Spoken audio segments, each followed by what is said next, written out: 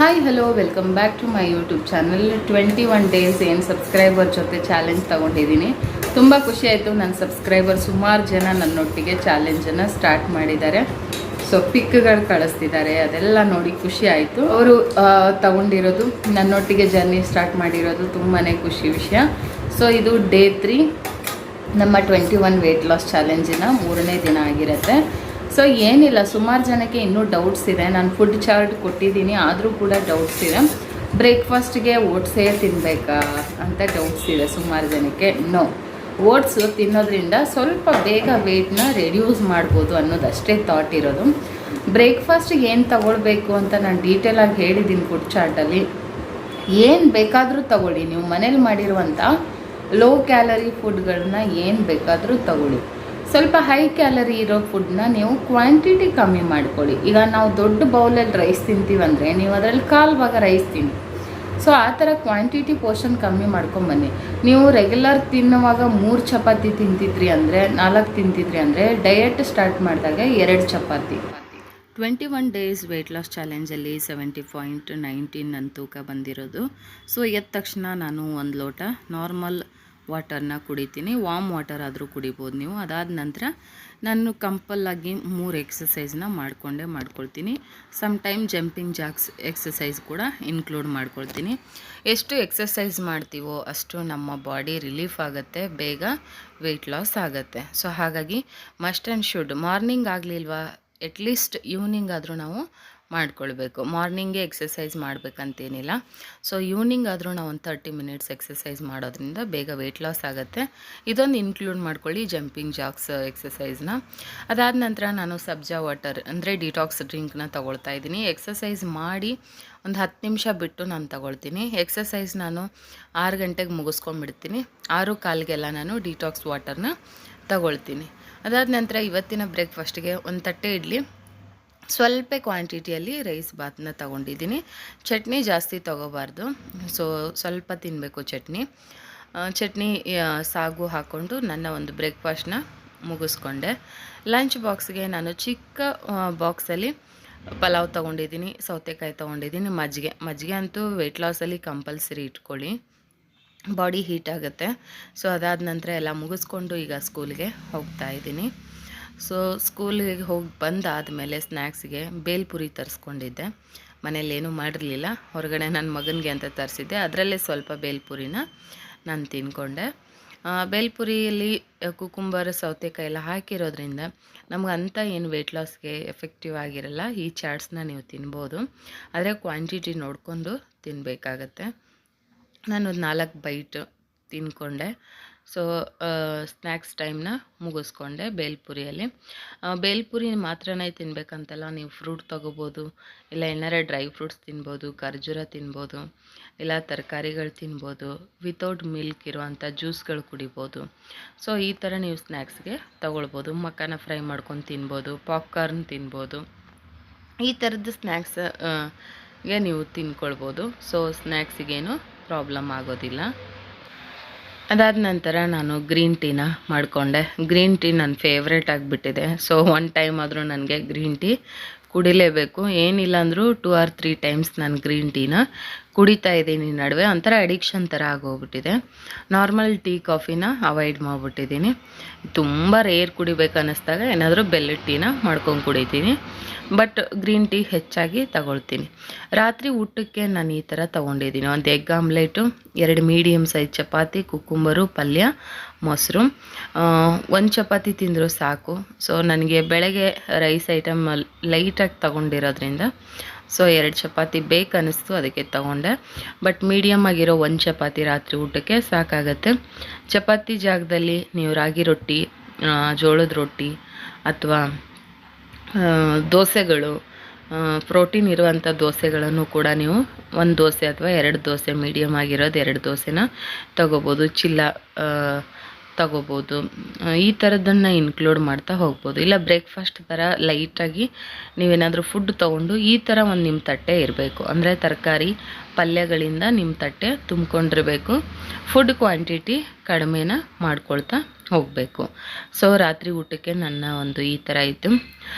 Gram by gram ನಮ್ಮ weight reduce ಆಗಬೇಕು. ಸಡನ್ನಾಗಿ ನಾವು ವೆಯ್ಟ್ನ ರೆಡ್ಯೂಸ್ ಮಾಡೋಕ್ಕೆ ಹೋಗಬಾರ್ದು. ಅಂದರೆ ನಮ್ಮ ಬಾಡಿಗೆ ಎಲ್ಲ ಥರ ನ್ಯೂಟ್ರಿಷನ್ಸ್, ಪ್ರೋಟೀನ್ ಎಲ್ಲವೂ ಸಿಗಬೇಕು. ಇಲ್ಲಾಂದರೆ ನಮಗೆ ನಿಶಕ್ತಿ ಆಗೋಕ್ಕೆ ಶುರು ಆಗ್ಬಿಡುತ್ತೆ. ಹಾಗಾಗಿ ಏನು ತಿನ್ನದೆ ಉಂಡೆ ವೆಯ್ಟ್ ಲಾಸ್ ಮಾಡೋಕ್ಕೆ ಹೋಗಬೇಡಿ. ರಾತ್ರಿಗೆ ಲಿಕ್ವಿಡ್ ಫುಡ್ ಬೆಟರ್ ಅಂತ ನಾನು ಹೇಳ್ತೀನಿ. ಸೊ ನಾನು ಕೂಡ ಫಾಲೋ ಮಾಡಬೇಕು. ಮುಂಚೆ ಎಲ್ಲ ಲಿಕ್ವಿಡ್ ಫುಡ್ ತೊಗೊಂಡಿದ್ದಕ್ಕೆ ನಂಗೆ ಒಳ್ಳೆ ರಿಸಲ್ಟ್ ಬಂದಿದೆ. ಸೊ ಖಂಡಿತ ಫಾಲೋ ಮಾಡ್ತೀನಿ ನಾನು ಮುಂದಿನ ದಿನಗಳಲ್ಲಿ. ಆದಷ್ಟು ಲಿಕ್ವಿಡ್ ಫುಡ್ಗಳನ್ನು ಹೆಚ್ಚಾಗಿ ತಗೊಳ್ತೀನಿ. ಇಲ್ಲ ನಮ್ಗೆ ಫುಡ್ ಬೇಕೇ ಬೇಕು ಅನ್ನೋರು ನೀವು ಫುಡ್ನ ಈ ರೀತಿ ತಗೋಬೋದು. ಅದಾದಮೇಲೆ ಕಂಪಲ್ಸರಿ ನಾನು 45 ನಿಮಿಷ ಮನೆ ಮುಂದೆ ವಾಕ್ ಮಾಡ್ಕೊಳ್ತೀನಿ. ಸೊ ವಾಕ್ ಮಾಡಲೇಬೇಕು. ವಾಕ್ ಮಾಡಿಲ್ಲ ಅಂದರೆ ನಾವು ತಿಂದಿರೋ ಫುಡ್ ಡೈಜೆಸ್ಟ್ ಆಗೋಲ್ಲ ಆ್ಯಂಡ್ ನಮ್ಗೆ ವೆಯ್ಟ್ ಲಾಸ್ಗೆ ಅದು ಹೆಲ್ಪ್ ಆಗೋದೇ ಇಲ್ಲ. ಸೊ ಹೊರಗಡೆ ಹೋಗಿ ವಾಕ್ ಮಾಡೋದು ಬೆಟರ್. ನನ್ನ ಪ್ರಕಾರ ಹೋಗೋಕ್ಕಾಗ್ತಿಲ್ಲ.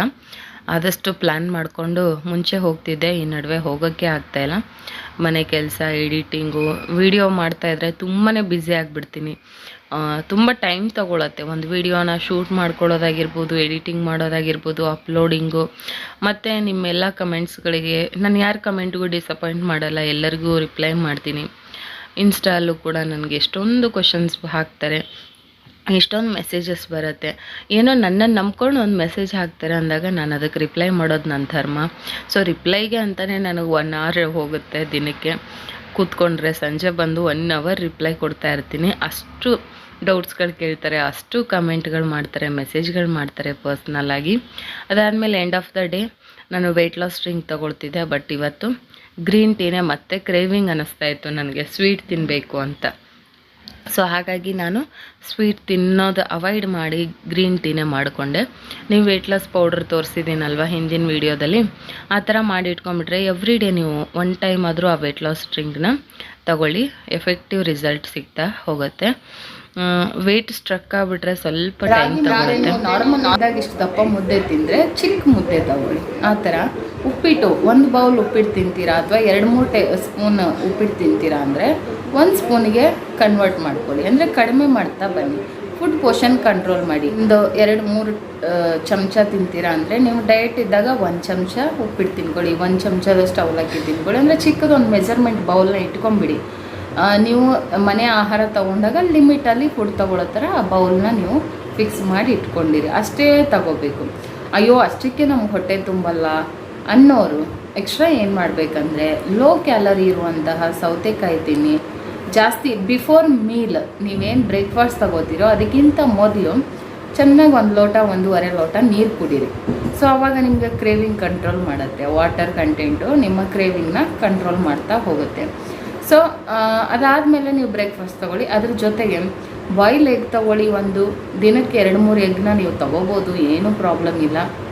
ಮಾರ್ನಿಂಗ್ 1 ಬಾಯ್ಲ್ ಎಗ್ ತೊಗೊಳ್ಳಿ. ಬರೀ ನಮ್ಗೆ ಇಷ್ಟೆಷ್ಟು ಬ್ರೇಕ್ಫಾಸ್ಟ್ ಹೊಟ್ಟೆ ತುಂಬಲ್ಲ ಅಂದರೆ 1 ಬಾಯ್ಲ್ ಎಗ್ ತೊಗೋಬೋದು. ಇಲ್ಲ ಬಾಯ್ಲ್ ಎಗ್ ಬದಲಾಗಿ ರಿಪ್ಲೇಸ್ ಆಮ್ಲೆಟ್ ತೊಗೋಬೋದು. ಇಲ್ಲ 120 ಗ್ರಾಮ್ ಅಷ್ಟು ಪನ್ನೀರ್ ತೊಗೋಬೋದು ನೀವು.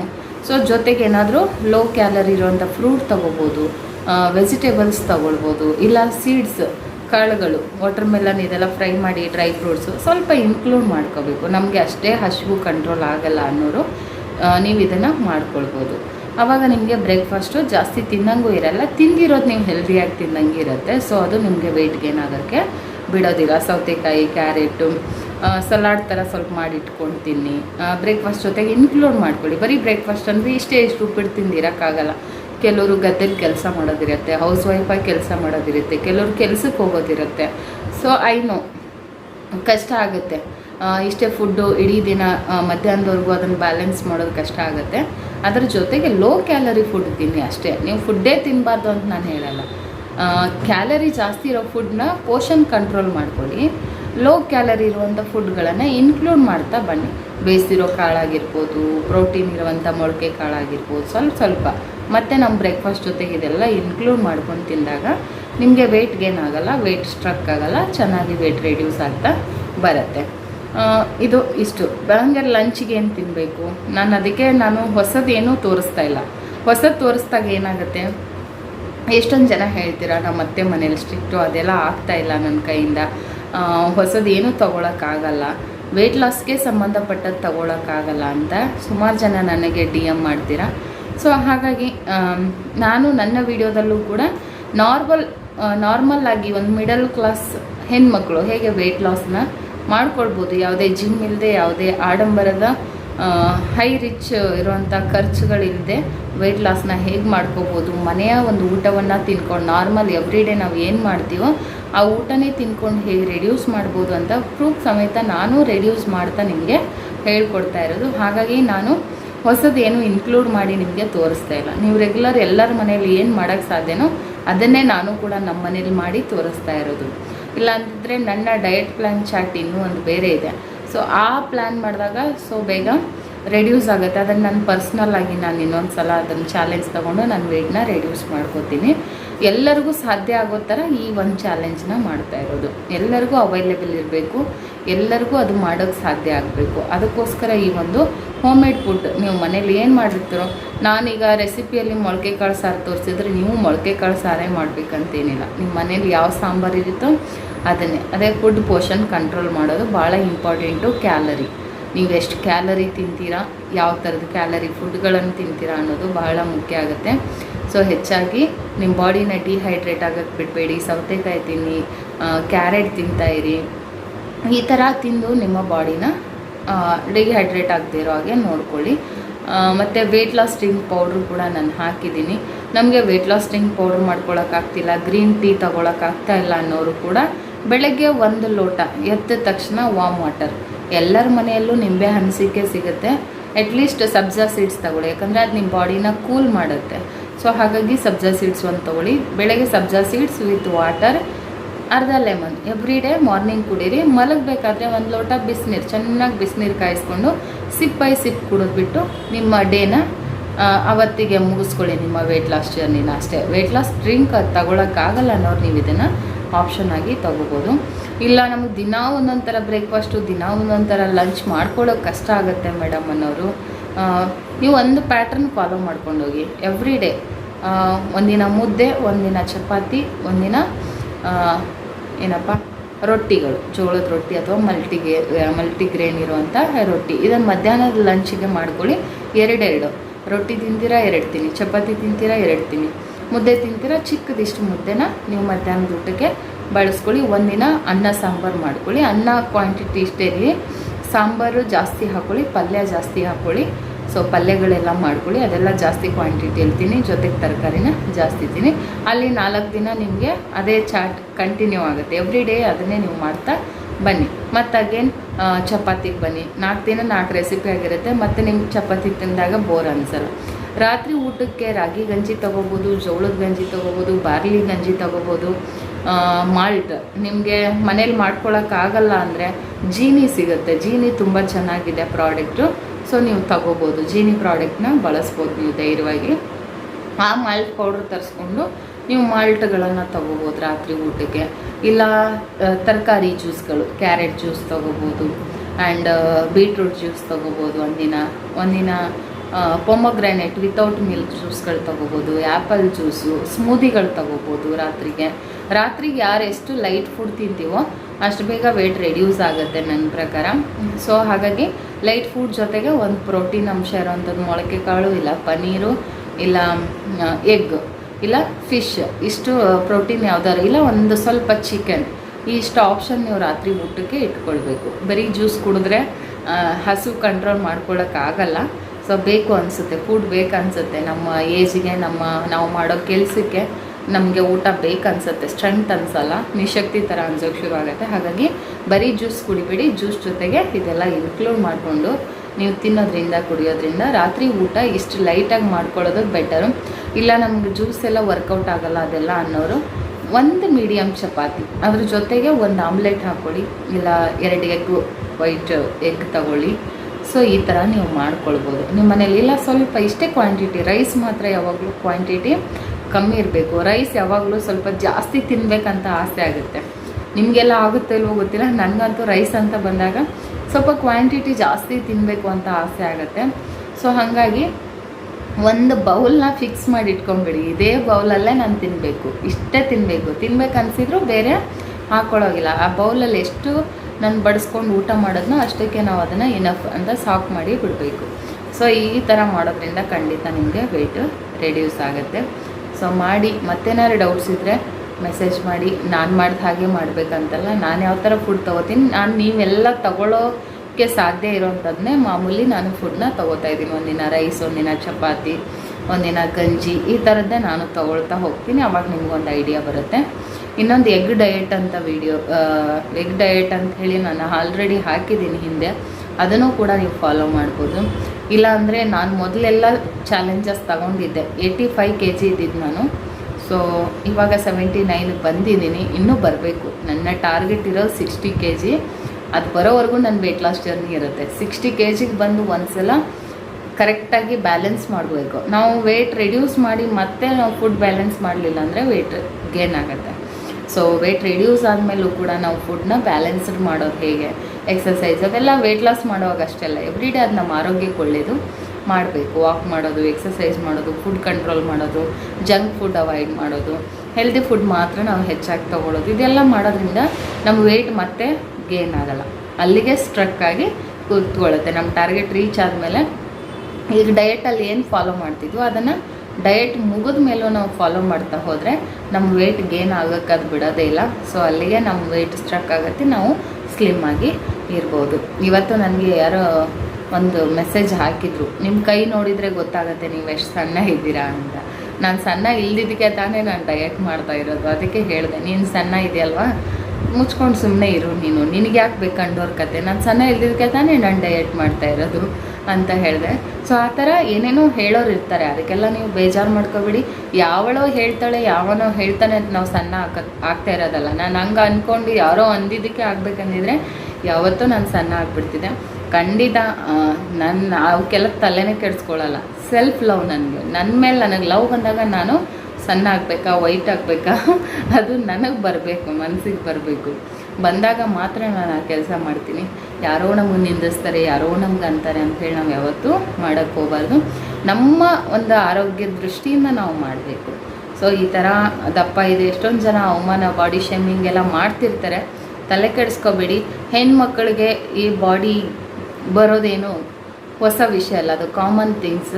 ಅದು ಸೆನ್ಸ್ ಇರೋರು ನನಗೆ ಮೆಸೇಜ್ ಹಾಕಿರೋದು ಅವಳು ಹುಡುಗಿನೇ, ಆಯಿತಾ.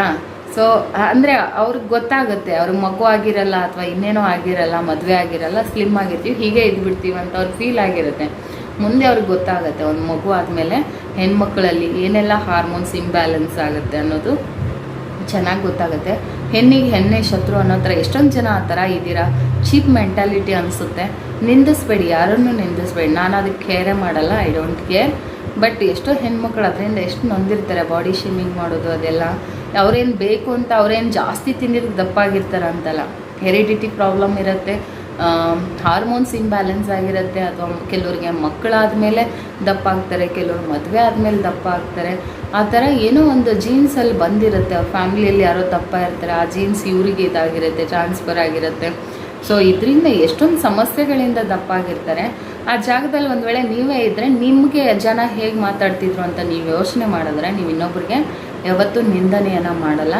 ಸೊ ಬಳ್ಳಿಗೆ ಕಾಯಿ ಯಾವತ್ತೂ ಭಾರ ಆಗಲ್ಲ. ಅವ್ರವ್ರ ದೇಹ ಅವ್ರಿಗೆ ಎಷ್ಟೇ ದಪ್ಪ ಇದ್ರೋ ಅವ್ರ ದೇಹ ಅವ್ರಿಗೆ ಯಾವತ್ತೂ ಭಾರ ಆಗಲ್ಲ. ನೋಡಿದ್ರೆ ಆ ಬಳ್ಳಿ ಎಷ್ಟು ಸಣ್ಣಕ್ಕಿರುತ್ತೆ, ಕುಂಬಳಕಾಯಿ ಎಷ್ಟು ದಪ್ಪ ಇರುತ್ತೆ. ಯಾವತ್ತಾದರೂ ಬಳ್ಳಿ ಬೇಜಾರಾಗಿದೆಯಾ? ಇಲ್ಲ. ಅದೇ ಥರ ಮನುಷ್ಯನೂ ಅಷ್ಟೇ, ಅವರೆಷ್ಟೇ ದಪ್ಪ ಇರಲಿ ಅವ್ರ ದೇಹ ಅವ್ರಿಗೆ ಯಾರಿಗೂ ಭಾರ ಆಗಿರಲ್ಲ. ಅವ್ರ ಆರೋಗ್ಯದ ದೃಷ್ಟಿಯಿಂದ ವೆಯ್ಟ್ ಲಾಸ್ ಮಾಡ್ತಿರ್ತಾರೆ. ಯಾರನ್ನು ಯಾರೂ ಅವಮಾನ ಮಾಡಬೇಡಿ. ಅವಮಾನ ಮಾಡಿದರೂ ಅದಕ್ಕೆ ತಲೆನೂ ಕೆಡಿಸ್ಕೋಬೇಡಿ. ಯಾವಾಗ ನೀವು ಬೇಡದೇ ಇರೋ ವಿಚಾರಗಳಿಂದ ದೂರ ಬರ್ತೀರೋ ಆವಾಗ ನೀವು ಏನಾದರೂ ಒಂದು ಜೀವನದಲ್ಲಿ ಅಚೀವ್ ಮಾಡಬೇಕು. ಯಾರು ಅಂತಾರೆ ಅವ್ರು ಅಲ್ಲೇ ಇರ್ತಾರೆ. ನಾವೇ ಮುಂದೆ ಬರೋಕ್ಕೆ ಸಾಧ್ಯ ಆಗೋದು ಏನು, ಅವ್ರು ತುಳಿದಂಗೆ ನಾವು ಚಿಗುರ್ತಾ ಹೋಗಬೇಕು ಅಷ್ಟೇ. ಬೆಳಿಲೇಬೇಕನ್ನೋ ಹಠ ಇದ್ದರೆ ಕಲ್ಲು ಒಳಗಡೆನೂ ಮರ ಬೆಳೆಯುತ್ತಂತೆ. ಹಾಗೆ ಮನುಷ್ಯನಿಗೆ ಹಠ ಇರಬೇಕು. ಅವ್ರು ಅಂತಾರೆ ಅನ್ನೋದಕ್ಕಾದರೂ ನೀವು ಅದನ್ನು ಸೀರಿಯಸ್ ಆಗಿ ತೊಗೊಂಡು, ಎಷ್ಟೊಂದು ಜನ ಹೇಳ್ತೀರಾ, ಶೇಮ್ ಮಾಡ್ತಾರೆ, ನಮ್ಮ ಮನೇಲಿ ಗಂಡನೇ ಬೈತಾರೆ, ಎಷ್ಟೊಂದು ಜನ ಪರ್ಸ್ನಲ್ಲಾಗಿ ನಾನು ಮೆಸೇಜ್ ಮಾಡ್ತಿದ್ದೀರಾ. ತುಂಬ ಹರ್ಟ್ ಆಗುತ್ತೆ ಅವಾಗ.